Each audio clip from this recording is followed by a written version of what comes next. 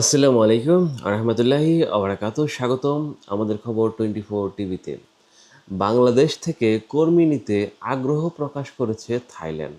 শুধু আগ্রহ নয়, দুই দেশের মধ্যে খুব শীঘ্রই সমঝোতা সমরক্ষণ বা এমইউ স্বাক্ষর হতে পারে বলে আশা প্রকাশ করা হয়েছে।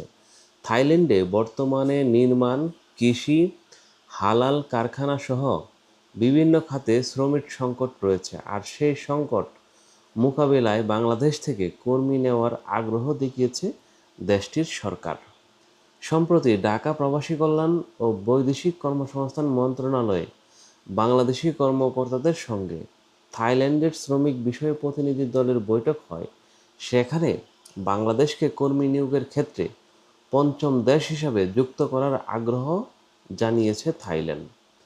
এখানে সবচেয়ে গুরুত্বপূর্ণ বিষয় হলো, বাংলাদেশ থেকে শুধু সাধারণ শ্রমিক নয়, দক্ষ কর্মীও নেওয়া হবে। সুযোগ তৈরি হতে পারে, অর্থাৎ নির্মাণ, কৃষি, বিভিন্ন শিল্প খাতে ব্লু কালার কর্মীর পাশাপাশি প্রয়োজনীয় অনুযায়ী হোয়াইট কালার পেশাদার কর্মীদেরও সুযোগ থাকতে পারে। যারা কোনো কিছু জানেন না তাদেরকেও নেওয়া হবে, আর যারা দক্ষ, স্মার্ট এবং বিভিন্ন দক্ষতা অর্জন করেছেন তাদেরকেও নেওয়ার সুযোগ তৈরি হবে। বাংলাদেশ সরকারের পক্ষ থেকে বলা হয়েছে, কর্মী নিয়োগের প্রাথমিক খরচ যেন কর্মীদের উপর চাপিয়ে না দেওয়া হয়, বরং নিয়োগকর্তাকেই এই খরচ বহন করতে হবে। পাশাপাশি কর্মীদের ন্যায্য বেতন, থাকার ব্যবস্থা এবং চিকিৎসা বীমা মতো নিরাপত্তা নিশ্চিত করতে হবে। মানে হচ্ছে, যদি থাইল্যান্ডের সঙ্গে যদি আমাদের এমইউ এই চুক্তি স্বাক্ষরিত হয়, তাহলে বাংলাদেশ প্রবাসী কল্যাণ মন্ত্রণালয় যে দাবিগুলো জানিয়েছে, সে দাবিগুলোর মধ্যে অন্যতম হচ্ছে, যে মালিক আপনাকে থাইল্যান্ডে নিয়োগ দিবে সেই মালিককেই আপনার সমস্ত খরচ বহন করতে হবে বাংলাদেশ থেকে নেওয়ার ক্ষেত্রে। মানে এটা হচ্ছে বাংলাদেশের পক্ষ থেকে দাবি জানানো হয়েছে, মানে বিমান ভাড়া থেকে শুরু করে এভরিথিং। এবং দ্বিতীয় হচ্ছে, আপনার যে বেতন, একটি ন্যায্য বেতন আপনাকে দিতে হবে, বেতনটা, এই দাবিটা করা হয়েছে।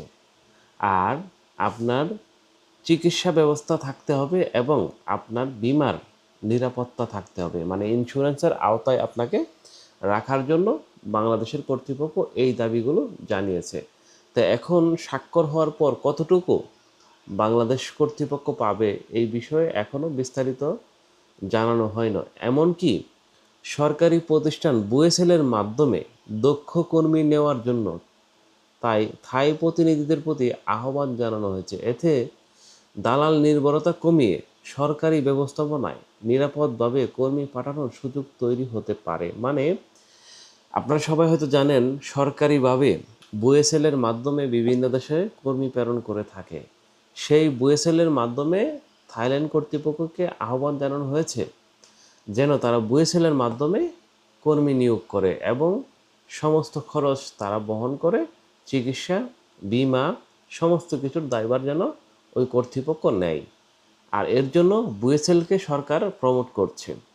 আর বুয়েসেলের মাধ্যমে আপনারা কম টাকায় স্বল্প খরচে আপনি যেতে পারবেন।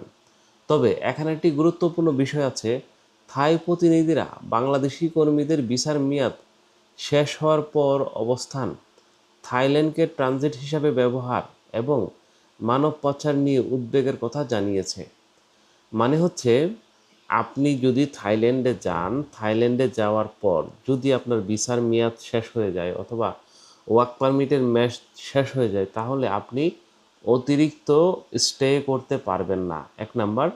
আর দুই নাম্বার হচ্ছে,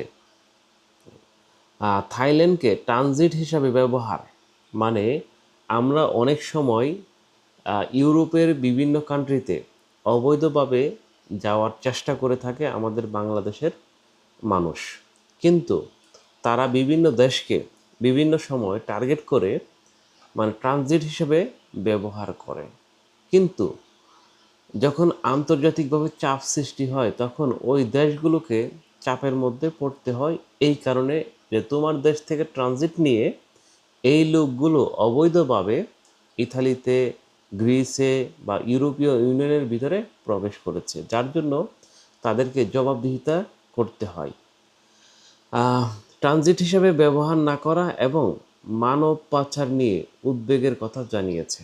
এই অবৈধ সেক্টরগুলোতে মানব পাচারের বিষয়গুলো খুবই স্পর্শকাতর। বাংলাদেশের পক্ষ থেকে এসব উদ্যোগকে দ্রুত সমাধানের আশ্বাস দেওয়া হয়েছে। আর সব কিছু ঠিক থাকলে অচিরে দুই দেশের মধ্যে একটি সমঝোতা স্বাক্ষর হতে পারে। তবে প্রবাসী ভাইদেরকে বিশেষ সতর্ক থাকতে হবে।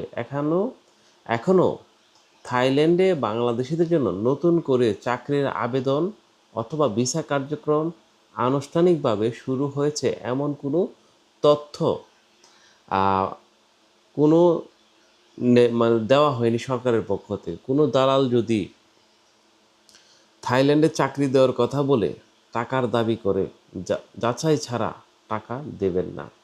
যতক্ষণ পর্যন্ত সরকারের নির্দেশনা না আসবে ততক্ষণ পর্যন্ত এইসব লেনদেন থেকে আপনি বিরত থাকেন। চুক্তি হলে কোন খাতে কতজন কর্মী নেওয়া হবে, বেতন কত হবে, কী যোগ্যতা লাগবে এবং কিভাবে আবেদন করতে হবে, এসব বিষয়ে পরিষ্কার করা হবে।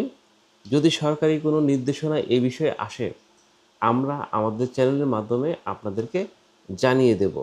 থাইল্যান্ডের এই উদ্যোগ বাস্তবায়িত হলে বাংলাদেশের জন্য নতুন একটি শ্রমবাজার তৈরি হতে পারে। আর সবচেয়ে গুরুত্বপূর্ণ বিষয় হবে প্রবাসীরা যেন কম খরচে, নিরাপদে ও বৈধ পথে বিদেশে গিয়ে ন্যায্য বেতন ও সুযোগ সুবিধা পান। আপনারা থাইল্যান্ডের বাংলাদেশি কর্মী নেওয়ার এই উদ্যোগকে কিভাবে দেখছেন অবশ্যই কমেন্টের মাধ্যমে জানাবেন। প্রিয় দর্শক, আমাদের এই ভিডিও আপনাদের যদি কোনো উপকারে আসে তাহলে অবশ্যই চ্যানেলটিকে সাবস্ক্রাইব করবেন। সেই পর্যন্ত ভালো থাকবেন, সুস্থ থাকবেন। দেখা হবে নতুন আরেকটি ভিডিও নিয়ে। আর অবশ্যই দালাল থেকে দূরে থাকবেন, কারণ যতক্ষণ পর্যন্ত সরকারিভাবে নির্দেশনা না আসবে ততক্ষণ পর্যন্ত আপনি এই ধরনের দালালদের ফাঁদে পা দেবেন না। কারণ আপনি যদি আবেদন করেন তাহলে বুয়েসেলের মাধ্যমেই আপনাকে আবেদন করতে হবে। আর বুয়েসেলের মাধ্যমে আপনাকে আবেদন করতে হলে আপনার নিজস্ব যে ডিস্ট্রিক্ট আছে সেখান থেকে আপনাকে ট্রেনিং সম্পন্ন করতে হবে, বিএমইটির জন্য আবেদন করতে হবে। এই সকল প্রসেস কমপ্লিট করে একটা সিস্টেমে গিয়ে আপনাকে বুয়েসেলের মাধ্যমে আবেদন করতে হবে। তাই কোনো দালালের ফাঁদে পা দেবেন না। এটা আপনাদের সবার প্রতি অনুরোধ রইল। সবাই ভালো থাকুন, সুস্থ থাকুন। আল্লাহ হাফেজ।